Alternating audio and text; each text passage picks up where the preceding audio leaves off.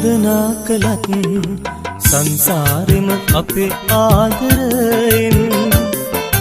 නෙලා ගන්න බැරි තරමට පිපුනේ දුරින්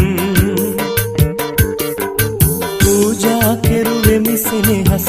සංසාරෙම ඔබේ නමින් මගේ ආත්මයම ඔබ ළඟමයි ඔබ අරන් ගිහින්